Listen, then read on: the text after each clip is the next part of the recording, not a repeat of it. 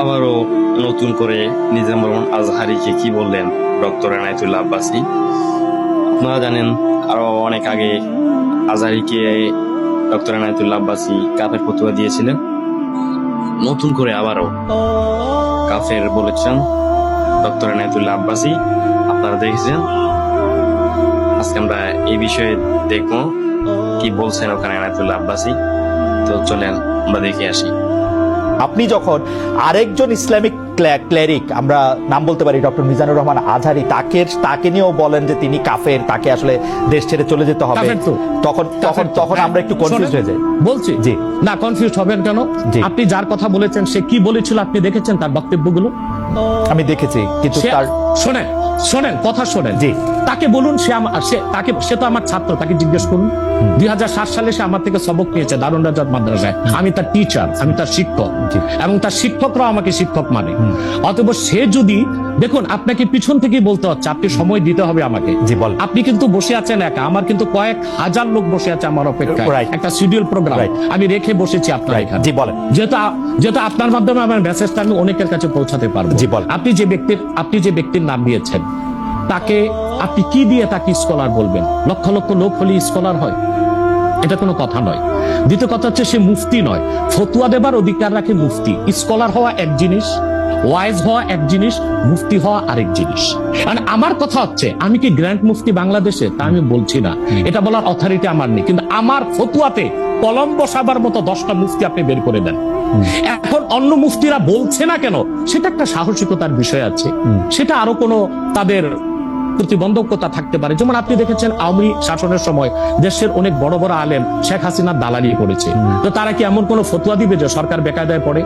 এখন অনেক আলেম আছে যেটা বর্তমান সরকারের নির্লজ্জ সমর্থন করে যাচ্ছে, কিন্তু এই সরকার ক্ষমতা আসার পর থেকে আমি শরিয়াত কোরআন সুন্নাহর আলোকে যতটুকু সমালোচনা করা দরকার গঠনমূলক সমালোচনা করে যাচ্ছি। আর আমাদের মতো 2-4-10 জন যারা মিডিয়াতে আছে তারাই কিন্তু দেশের আলেম না। হাজার হাজার আলেম ওলামা পীর মাশায়েখ নীরবে নিভৃতে নির্জনে ইসলামের খেদমত করে যাচ্ছে, তাদের মতামতটা দেখতে হবে। এখন যারা ফ্রন্টে চলে এসেছে, মিডিয়াতে চলে এসে সেলিব্রিটি হয়ে গেছে, তারাই কি বললো সেটা দেখার বিষয় না।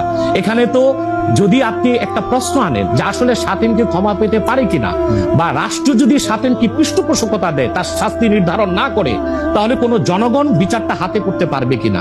আপনি দেখুন পৃথিবীতে যত অভ্যুত্থান ও বিপ্লব হয়েছে, জনগণ আইনকে হাতে তুলে নিয়েছে।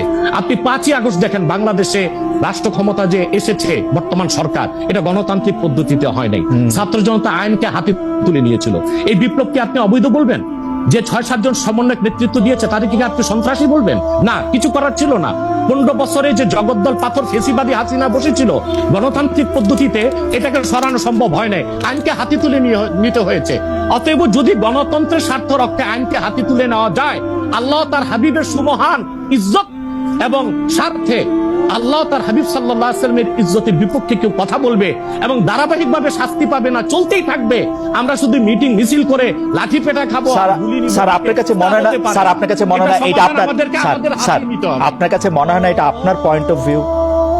বিকজ আপনি যা বলছেন, হ্যাঁ আপনি এটা ঠিক যে আপনি তো একজন স্কলার, শিক্ষক, পড়াচ্ছেন, এবং আপনি গ্র্যান্ড মুফতি না হলেও একজন মুফতি।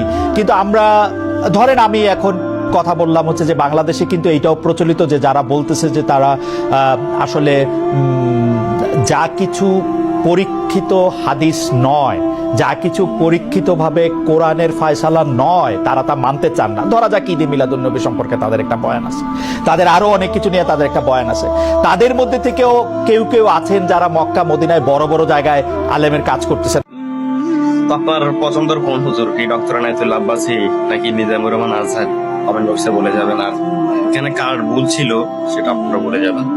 আশা করছি সবাই ভালো থাকবেন।